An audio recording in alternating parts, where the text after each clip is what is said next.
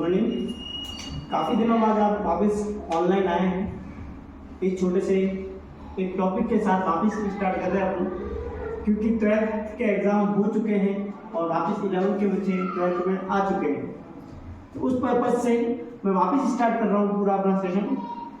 पुष्पी पादपों में लैंगिक डिफरेंस, इंग्लिश में कहेंगे sexual reproduction in flowering plant. First one, सबसे पहले आपको ये पता होना चाहिए पुष्पी पादप पुष्प क्या है। सबसे पहला क्वेश्चन आपका यहां होगा, पुष्प क्या है।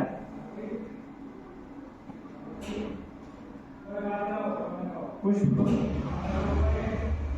क्या है?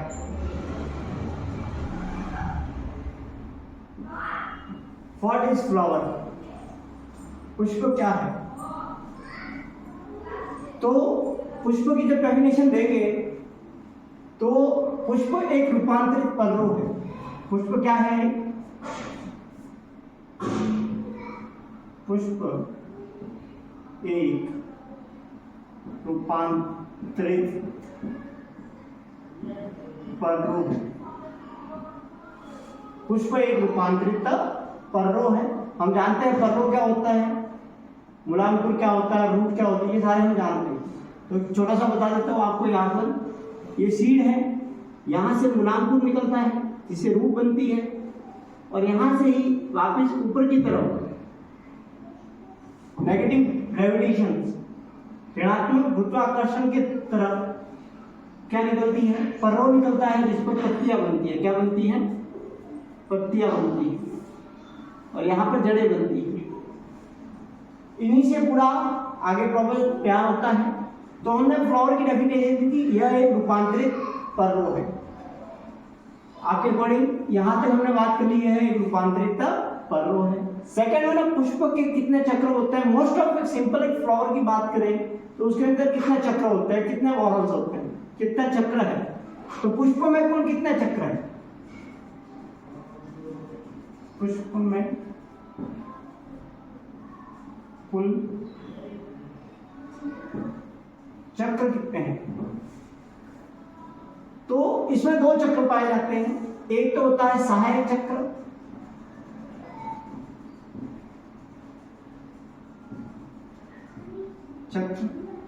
और एक होता है आपका कौन सा होगा?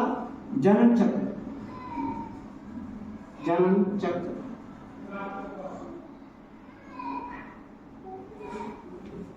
सहायक चक्र और जनन चक्र। सहायक चक्र वापिस दो में बढ़ जाता है। पहला कौन सा हो जाएगा? जो सबसे बाहर होता है, जिसको हम कहते हैं बाह्य दलपुंज। बाह्य दलपुंज। और अंदर वाले को हम क्या कहेंगे? दलपुंज। बाह्य दलपुंज और दलपुंज। फिर अगर मैं इसको थोड़ा मिटा देते हैं, यहां से क्लियर कर दे इस चीज को, तो हम इसकी बात करें तो ये वापिस इसके छोटे छोटे पार्ट्स होते हैं। इसके भी पार्ट जो होते हैं उनको हम क्या कहते हैं? बाह्य दलपुंज को क्या कहेंगे? बाह्य दल, बाह्य दल, और इंग्लिश में कहते हैं सेपल। क्या कहेंगे? सेपल। इंग्लिश में हम क्या कह देंगे? सेपल, और हिंदी में कह देंगे बाह्य दल। ठीक है। अब दलपुंज के भी इसी प्रकार से चक्र होते हैं। पुंज का मतलब होता है समूह, ग्रुप। तो इसके ग्रुप के अंदर जो सदस्य हैं, जो छोटे छोटे पार्ट्स हैं, उनको हम क्या कहेंगे? दलपुंज। दल, उनको क्या कहेंगे? दल। इस दल को हिंदी में कहते हैं पंखुड़ी।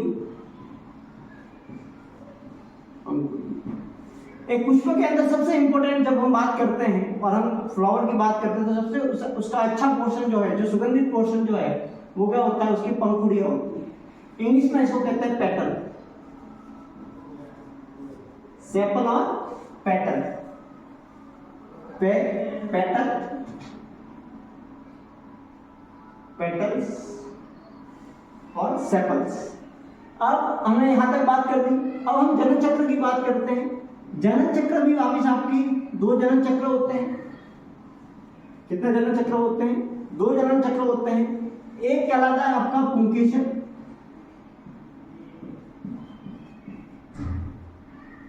और एक कहलाता है जायंट। पुंकेसर वाला जो पोर्शन है, इस समूह को हम जो क्या कहते हैं, क्या कहते हैं, क्या कहेंगे हम इनको? पुंकेसर को क्या कहते हैं? एंडोशियम। और इसको क्या कहेंगे? गाइनोशियम। तो पुंकेसर और गाइनोशियम दो यहाँ पर हमने बात कर दी। सहायक चक्र इन दोनों का काम इतना ही होता है कि बाह्यतल पुंज सुरक्षा का काम करता है। इसका सबसे इंपॉर्टेंट काम क्या होता है? सुरक्षाकरण। ये फ्लावर के जो रिप्रोडक्टिव मॉडल्स के जो पार्ट्स हैं, इनकी क्या करना है? सुरक्षा करना है। और दूसरा बाह्यतल पुंज है, वो क्या करता है? पॉलिनेशन जब होता है, परागण होता है, उस समय कीटों को अपनी ओर आकर्षित करने का काम करता है, जिससे क्या होता है? इंसेक्ट वगैरह जो होते हैं वो उसकी तरफ आकर्षित होते हैं और वो पॉलिनेशन में हेल्प करते हैं, परागण में हेल्प करते हैं। पुंकेसर की बात करते हैं तो पुंकेसर के अंदर भी अब उनके नंबर्स हो सकते हैं। मोस्ट ऑफ 5 होते हैं, किसी के अंदर कम भी हो सकते हैं, ज्यादा भी हो सकते हैं। मोस्ट ऑफ 5 होते हैं पुंकेसर। तो पुंकेसर की जब बात करते हैं तो पुंकेसर के भी हमने जब बात करते हैं, अब इसके 3 पार्ट होते हैं। पुंकेसर के भी कितने पार्ट होते हैं? एक पुंकेसर ले लिया, ये एक पुंकेसर है, ऐसे ऐसे 5 भी हो सकते हैं, 10 भी हो सकते हैं। तो पुंकेसर की बात करते हैं तो सबसे नीचे वाला, ये जो आपको एक डंडी दिख रही है, छोटी सी जो पार्ट दिख रहा है, इसको कहते हैं व्रंत। यहां पर जहां पर ये कनेक्शन हो रहा है, जहां ज्वाइंट हो रहा है, उस वाले को कहते हैं योजी, इसको कहते हैं कनेक्टिव, इसको कहते हैं स्टेमन और इसको कहते हैं योजी। इंग्लिश में, हिंदी में कहते हैं योजी, इंग्लिश में कहते हैं कनेक्टिव टिश्यू, इसको कहते हैं स्टेमन। अब ये कहते हैं, ये आपके कहलाते हैं पराग कोश, पराग कोश। तो ये इस प्रकार से हम जब बात करते हैं तो ये पुंकेसर के पार्ट हो जाते हैं। तो हम जब इनकी बात करते हैं, इनको हम कहते हैं पराग कोश। तो ये हमने बात कर ली एक सिंपल की। इसी प्रकार से जायंट भी होता है, तो जायंट के भी 3 पार्ट्स होते हैं।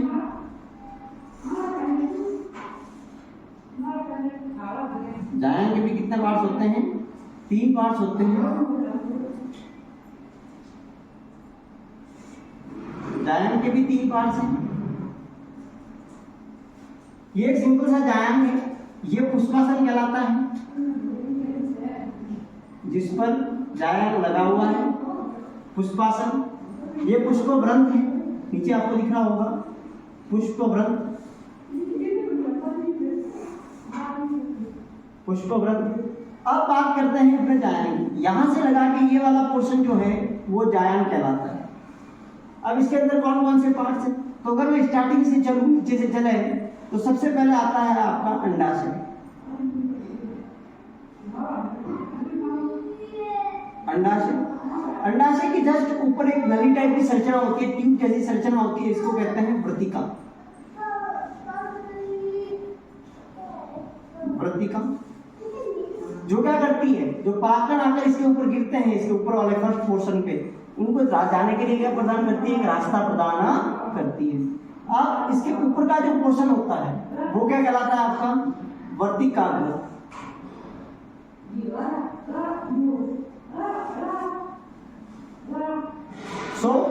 अब इंग्लिश में अगर इसकी बात करूं, पुष्पासन थैलामस कहेंगे, इसको पेडिकल कहेंगे, वर्तिका स्टाइल कहेंगे, और ये स्टिग्मा कहलाएगा। क्या कहलाएगा? स्टिग्मा। तो ये आपके चक्र होते हैं। और जब इनकी बात करते हैं डिटेल में, जब इनकी बात करते हैं, परागकोश की संरचना की बात करते हैं, लघु बीजाणु को जो परागकोश है, पुंकेसर है, इनकी जब की बात करते हैं तो इसके अंदर परागकोश आते हैं और इसको लघु बीजाणु, इनके अंदर क्या होता है? लघु बीजाणु धानियों का निर्माण होता है। किसका निर्माण होता है? लघु बीजाणु धानी। लघु बीजाणु धानी का निर्माण होता है। किसका निर्माण होता है? लघु बीजाणु धानी का निर्माण होता है।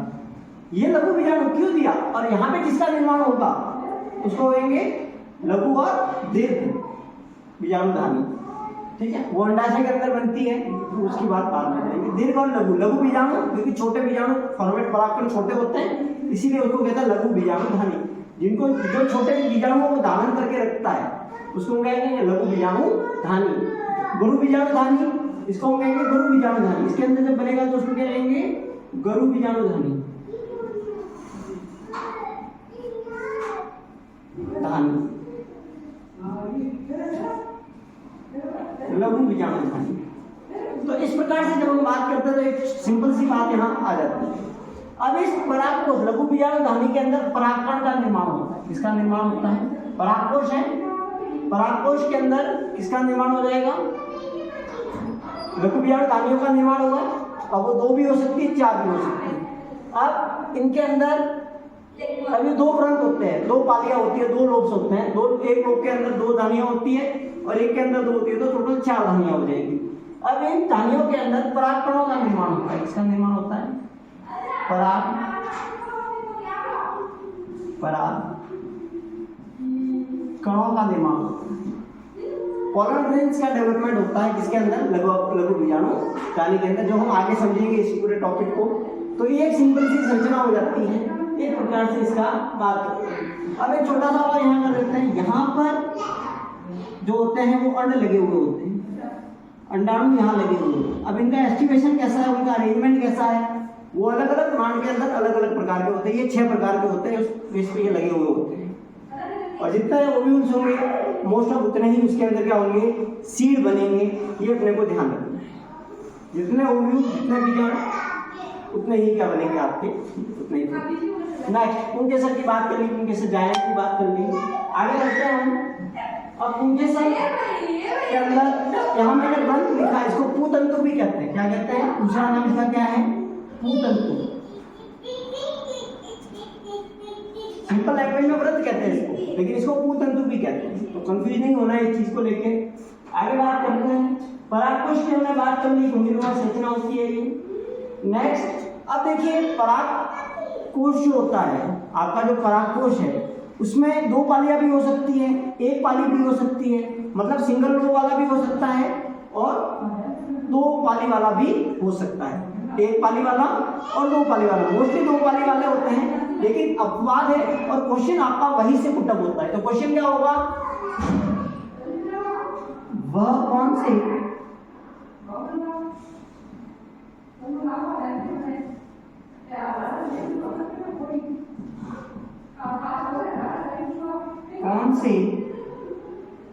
वह कौन से पादप है जिनमें 1 पाली ही पाई जाती है? सिंपल सा क्वेश्चन होगा आपसे, वह कौन से प्लांट है, वह कौन सा प्लांट है, या वे कौन से प्लांट है? कुल की बात कर लेते हैं। वे कौन से पादप हैं जिनमें 1 पाली ही पाई जाती है? कितनी पाली पाई जाती है? 1 पाली ही पाई जाती है। तो मोस्ट ऑफ आपको याद रखना, इसके अंदर इंपॉर्टेंट है, क्वेश्चन आता भी है। नीट के अंदर ये क्वेश्चन कई बार पूछा गया है और कई कॉम्पिटिटिव एग्जाम्स में भी पूछा गया है। तो यहाँ पर आपका आंसर क्या होना चाहिए? कौन सा होता है? मालवेसी कुल के पास। और मालवेसी के अंदर कौन कौन आते हैं? मालवेसी कुल के अंदर कौन कौन आते हैं? कपास है, गुड़हल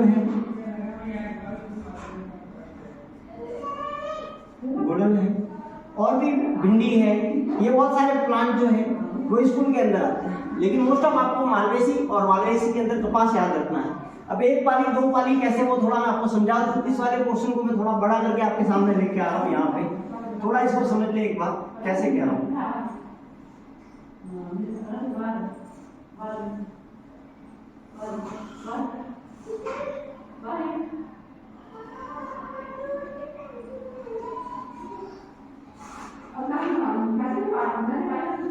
अब देखिए यहाँ पर 1 2 3 और ये 4। यहाँ पर आपके कोष्ठियों पाया जाता है, जिसको कहते हैं, क्या कहोगे आप? क्या कहेंगे? ओष्ठ कोशिका। क्या कहोगे आप? ओष्ठ कोशिका। यहाँ पर पाई जाती है ओष्ठ कोशिका। जैसे कि आपका मुख है, उसके ऊपर जो होठ है, सेम काम यहाँ पर ओष्ठ कोशिकाओं का भी है कि जब तक ये मैच्योर नहीं होते हैं तब तक इनको बाहर आने नहीं दिया जाता। यहाँ पर इनके लिए फूड भरा हुआ रहता है। यहाँ पर सारा फूड न्यूट्रिएंट भरा हुआ रहता है। और जब ये न्यूट्रिएंट खत्म हो जाता है, पोषण खत्म हो जाता है, ये मैच्योर हो जाता है, पक जाते हैं, तब ये बाहर निकलते हैं। अब देखिए क्या हो गया, अब मैंने कहा कितनी पालियां, कितने लोग हैं, मालवेसी के अंदर एक ही होती है, कहने का मतलब मालवेसी के अंदर केवल एक पाली होगी। कैसे कैसे, यहाँ पर एक और यहाँ पर एक। लेकिन मोस्ट ऑफ प्लांट के अंदर हमने भी यहाँ पे क्या पढ़ा, क्या पढ़ा हमने, ये यहाँ से कनेक्टेड है, ये आपका योजी है, यहाँ से ये जुड़ा हुआ है योजी, ये योजी है और ये व्रंत हो जाएगा। अब देखिए यहाँ से ये जुड़ा हुआ है, कितनी लघु बीजाणुधानियां होगी, 1 2 3 4, इसे परागधानियां भी कहते हैं, ध्यान रखना, गलती मत करना। लघु बीजाणुधानी को परागधानी भी कहते हैं क्योंकि परागण होता है इसके अंदर, इसलिए इसको परागधानी भी कहते हैं। तो ये 4 होती है, जैसे जैसे डेवलपमेंट होती है तो इनके अंदर मैच्योर होता है, बाद में ये ओष कोशिकाएं खुल जाती है। ओष कोशिकाएं जैसे ही भोजन अंदर खत्म हो जाता है तो ये अंदर की तरफ ऐसे मुड़ जाती है पूरी, और यहाँ से परागकण बाहर रिमूव हो जाते हैं, और परागकण यहाँ से बाहर हो जाता है, ये पड़ जाती है पूरी, ये पढ़कर बाहर आ जाते हैं, ये पढ़कर बाहर आ जाते हैं, और परागकण सारे बाहर आ जाते हैं। अब वो चाहे अब किसी के भी माध्यम से दूसरे प्लांट पर पहुंचते हैं, जहां पर ये वर्तिका कर आपको गिरते हैं और पॉलिनेशन करते हैं। तो ये सिंपल सी बात, हमने एक छोटी सी बात कर ली लघु बीजाणुधानी की। तो आपसे क्वेश्चन क्या इंपॉर्टेंट रहेगा, वे कौन से पादप हैं जिनमें केवल एक लघु बीजाणुधानी पाई जाती है, या एक पाली पाई जाती है और 2 लघु बीजाणुधानी पाई जाती है। कितनी पाली, 1 तो पाली और 2 लघु बीजाणुधानियां पाई जाती है। ये यहाँ का इंपॉर्टेंट क्वेश्चन होगा। इस चीज को हम आगे बढ़ते हैं, यहां तक हमने बात कर ली। अब जब हम इनकी बात करते हैं तो परागकोश की जब भी बात की जाती है, जब हम इनकी बात करते हैं परागकोश की संरचना, इसकी जब स्ट्रक्चर की बात करते हैं, परागकोश की संरचना की बात करते हैं, तो इसके अंदर जब इसकी स्ट्रक्चर की बात करते हैं तो सबसे पहले परागकोश की पाली भित्तियों की बात करते हैं। इसके ऊपर जो भित्तियां है, जो वॉल है, उनकी बात करते हैं। और ये भित्तियां जो है वो मोस्टली 3 प्रकार की होती है। कितने प्रकार की होती है, 3 प्रकार की होती है। लेकिन एक बीच में मिडल लेयर और पाया जाता है, मध्य स्तर और पाया जाता है। तो मोस्ट ऑफ 3 होती है, लेकिन मध्य स्तर भी कई प्लांट्स में देखा जाता है। तो सबसे पहली जो है वो कहलाती है बाह्य त्वचा। सबसे बाहर वाली जो होगी वो क्या कहलाएगी, बाह्य त्वचा। उसके अंदर वाली अगर मैं इसमें बात करूं तो ये सबसे हम बाहर वाली बना देते हैं, ये सबसे बाह्य त्वचा, ये सबसे बाहर वाली त्वचा हो जाएगी, ये सबसे बाहर वाली त्वचा होगी बाह्य त्वचा। बाह्य त्वचा के बाद अंत त्वचा। अंत त्वचा का पोर्शन ये वाला हो गया पूरा, ये अंत त्वचा हो गई, ये सारी अंत त्वचा हो जाएगी। ये यहाँ पर भी ये अंत त्वचा हो जाएगी। इनको हम क्या कहते हैं इंग्लिश में, एंडोथीशियम। इंग्लिश में क्या कहेंगे, एंडोथीशियम। तीसरी लेयर जो होती है वो मध्य स्तर होता है, मिडल लेयर होता है। और यहाँ पर एक और लेयर पाई जाती है जिसको मिडल लेयर कहा जाता है। इस पोर्शन में हम कहते हैं मिडल लेयर पाई जाती है, मध्य स्तर पाया जाता है। और लास्ट के अंदर, इन बीच के अंदर यहाँ पर टेपिटम क्या पाई जाती है, टेपिटम पाई जाती है। और टेपिटम का काम क्या होता है, पोषण प्रदान करना होता है। मोस्टली इसका काम क्या होता है, पोषण प्रदान करना होता है। ये बहुकेंद्र की होती है, मतलब इसके अंदर मल्टी सेल्युलर सेल्स कोशिकाएं पाई जाती हैं। और इसमें 2 प्रकार की, ये 2 प्रकार की होती है। टेपिटम कितने प्रकार की होती है, 2। एक तो होती है अमीबा और एक होती है स्त्रावी ग्रंथि स्त्रावी। अमीबा से मतलब है कुछ सेल्स जो टेपिटम की होती है वो क्या कर सकती है, टेपिटम की सेल्स अगर वो मूव कर रही है, और वो किस शेप में मूव कर रही है, अमीबा जिस प्रकार से मूव करता है उस प्रकार से उसके अंदर मूवमेंट पाया जाता है, तो उसको कहेंगे अमीबा। और जिस प्रकार से अमीबा पाई जाती है उसको हम यहाँ बात करेंगे। उसके बाद स्त्रावी, मतलब जो अपनी बॉडी से कुछ सिक्रेट करती है, कुछ पदार्थ का सिक्रेशन करती है, ठीक है, जैसे कैलोज एंजाइम है, अनदर प्रोडक्ट है, उनका सिक्रेशन करती है। तो ये सारा इंपॉर्टेंट है। और इंपॉर्टेंट बात यही पर है, IAA इंडोल एसिटिक एसिड का भी फॉर्मेशन करती है, ठीक है। तो ये आपके इंपॉर्टेंट काम आ जाते हैं। तो टेपिटम के अगर मैं कार्य की बात करूं, what is the function of tapetums, तो सबसे पहला होता है पोषण प्रदान करना। बीजाणुजन्य कोशिकाएं जो होती है उनको पोषण प्रदान करना, इनको न्यूट्रिशन प्रोवाइड करवाएगी। सेकंड काम जो होगा इनका, लघु बीजाणुधानियों को कैलोज के बंधन से मुक्त करना। जो कैलोज पाया जाता है, लघु बीजाणुधानी जो होती है वो कैलोज द्वारा क्या होती है, बंधी हुई होती है। उनको क्या करना होता है, मुक्त करना होता है, तो कैलोज का सिक्रेशन करना होता है। तो कैलोज एंजाइम सिक्रेट करेगी जिससे कैलोज क्या हो जाएगा, खत्म हो जाएगा। उसके बाद नेक्स्ट यह हार्मोन भी स्रावित करती है, जैसा कि मैंने अभी आपको कहा कि ग्रंथिल कोशिकाएं भी पाई जाती है, ग्रंथिल सेल्स भी पाई जाती है, तो वो सिक्रेट करती है, कुछ हार्मोन सिक्रेट करती है। जैसे कि IAA, मैंने अभी आपको बता दिया था, IAA इंडोल एसिटिक एसिड, जो कि एक ऑक्सीन है, पादप हार्मोन है ऑक्सीन, जिसकी खोज बॉन्ड नामक वैज्ञानिक ने की थी। उसके बाद हम बात करते हैं, इसके बाद इसका काम क्या होता है, कैपिटल कोशिकाओं से युविष्काय का निर्माण करना, युविष्काय कणों का निर्माण करना। क्या होता है, स्पोरोपोलिनियम जो होता है उससे क्या बनता है, युविष्काय बनता है। क्या बनता है, युविष्काय बन जाता है। कब बनता है, कब बनता है, जब स्पोरोपोलिनियम जब होता है वो युविष्काय में चेंजेस हो जाते हैं, जब इसके अंदर क्या मिल जाते हैं, ये पदार्थ कैपिटल सीक्रेट किया हुआ पदार्थ इसके अंदर मिलता है। परागकणों की जो बाह्य छोर है उसमें का निर्माण करना, परागकणों की बाह्य छोर, ये परागकण मान लीजिए, क्योंकि परागकण में दो लेयर होती है, दो चेयर होती है। कितनी लेयर होती है, दो लेयर होती है। एक तो होती है आंतरिक और एक होती है बाह्य। बाहर वाली जो होती है वो कुछ इस प्रकार से होती है।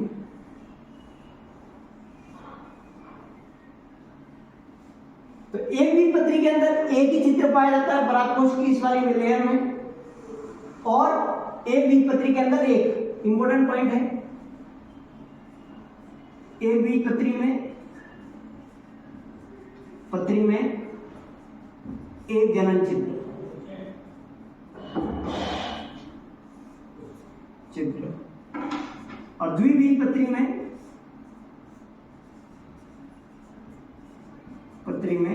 तीन होते हैं। कितना होते हैं, तीन। तो बाह्य लेयर जो होती है, आउटर लेयर जो होती है, उसको कहते हैं एक्साइन। क्या कहते हैं, एक्साइन। बाहर वाले को कहते हैं बाह्य छोर, बाह्य छोर, और अंदर वाली को कहते हैं अंतछोर।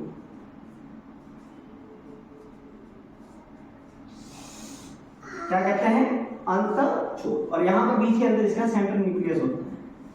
यहां तक हमने बात कर ली। अब यहां तक हमने जब बात कर ली तो इसके अंदर विभाजन होता है, जिससे कोशिका दो भागों में बढ़ जाती है। और नीचे वाली जो कोशिका है ये तो रिप्रोडक्शन के लिए आगे मेल गैमेट का फॉर्मेशन करेगी, और ये कायिक कोशिका रहेगी जो पोलन ट्यूब फॉर्मेशन में हेल्प करेगी, पराग नलिका बनने के अंदर हेल्प करेगी। तो ये तो हो जाएगी कायिक कोशिका, कायिक कोशिका, ये तो क्या हो जाएगी, कायिक कोशिका।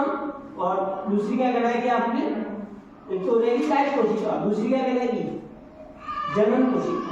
क्या कहलाएगी, जनन कोशिका, जनन कोशिका। ये आपकी जनन कोशिका होगी और ये होगी। और ये आगे बाद में जाकर ये वाली इसको क्या करेगी, एक ट्यूब का बना लेगी, ट्यूब फॉर्मेशन में मदद करेगी इसको। जैसे चित्र यहाँ पर है तो ये ट्यूब ऐसे बनाएगी और इसको अपने अंदर ले लेगी और ये इसके अंदर आ जाएगा। तो इस प्रकार से टोटली ये बेस बनता है।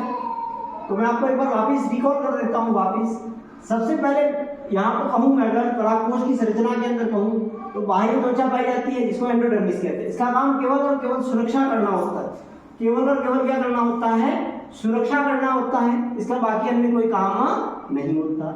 उसके अंदर होती है अंतस्थ त्वचा। अंतस्थ त्वचा का मोस्ट ऑफ काम सुरक्षा करना होता है, लेकिन कभी कभी अगर पोषण खत्म हो जाए, न्यूट्रिशन खत्म हो जाए, तो उस न्यूट्रिशन को प्रोवाइड करवाने के लिए ये फूड दे सकती है, भोजन दे सकती है। इसका भी उपयोग भोजन के रूप में किया जा सकता। उसके बाद तीसरी लेयर मिडिल लेयर, और उसका मोस्ट ऑफ काम भोजन के लिए किया जाता है। मध्य स्तर जो होता है उसका काम, मोस्ट ऑफ काम होता है वो भोजन के लिए होता है, फूड प्रोवाइड करवाना होता है। नेक्स्ट कैपिटम, और ये भी कोशिका जो होती है आंतरिक लेयर होती है, बहुमुखी होती है, दो प्रकार की होती है। ये हमने सारा पढ़ लिया है, इसके काम हमने पढ़ लिए। अब देखिए बेटा, लघु बीजाणु जनन की जब बात आती है तो इसके अंदर टेट्राड का फॉर्मेशन होता है। ये आपके लघु बीजाणु होता है और इसके अंदर अर्धसूत्री विभाजन होने से इसके अंदर टेट्राड बन जाते हैं। और देखिए किसी प्लांट के लिए टेट्राड इस फॉर्म में बताया जाता है, किसी के अंदर टेट्राड इस फॉर्म के अंदर बताए जाते हैं, किसी के अंदर टेट्राड इस फॉर्म में बताए जाते हैं। तो नर युग्मक जो है, परागकण जो है, वो किसी भी फॉर्म में हो सकते हैं। इस फॉर्म में भी हो सकता है, मोस्टली ऐसा ही होता है, ये इसको चतुष्क कहते हैं, लेकिन चतुष्क भी ऐसा भी हो सकता है, कभी ऐसा भी हो सकता है। अलग अलग प्लांट में अलग अलग चीजें देखने को मिलती है, ये चीज आपको ध्यान रखनी। आगे बात करते हैं, कुछ पाचक ऐसे होते हैं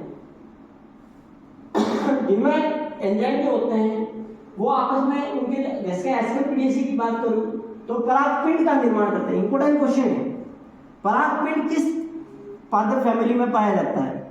तो ये इंपोर्टेंट क्वेश्चन है, परागपिंड किस में पाया जाता है? तो ये एस्कल में पाया जाता है, आंख में पाया जाता है। किसमें पाया जाता है? आंख प्लांट जो होता है, जिसको हम नॉर्मल भाषा के अंदर आंकड़ा बोलते हैं।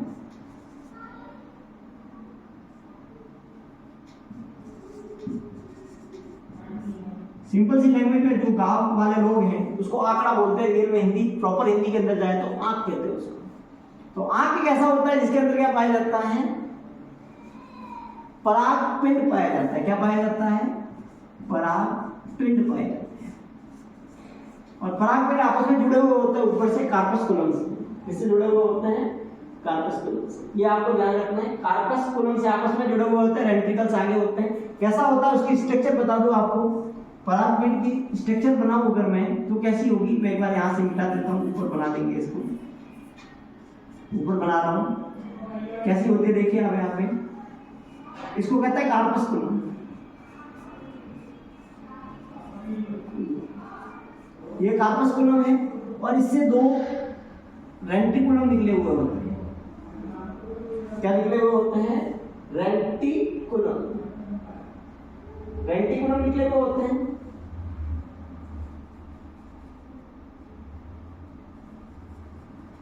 रेंटिकुलम निकले हुए हैं। इस रेंटिकुलम से आगे आपके क्या जुड़े हुए होते हैं? क्या जुड़े हुए आपके? ये क्या कहलाते हैं? कैंडिकल, पॉलिनियम कहलाते हैं। क्या कहलाता है ये? Pollen grain, compound pollen grain. तो ये आपके पिंड ये होते हैं। तो ये आपको ध्यान रखना है, ये तीन चीजें आपको होती है। केमिकल पल्प होता है इसके अंदर, ठीक है? तो ये आपको ध्यान रखना है। आगे बात करते हैं, यहां तक कि हमने बात कर ली। नेक्स्ट क्लास के अंदर हम लघु बीजाणु नाली की टोटल स्ट्रक्चर, जो कि मोस्ट ऑफ मैं आपको बता चुका हूं, उसके बारे में बात करेंगे और इसके सह उत्पाद जो है उसकी भी बात करेंगे। फिर लघु बीजाणु नाली जो है वो कैसे बनती है उसकी बात करेंगे। और इसी के साथ आज की क्लास हम यही खत्म करते हैं। नेक्स्ट क्लास के अंदर हम वापस नए टॉपिक से आगे बढ़ेंगे। Thank you very much.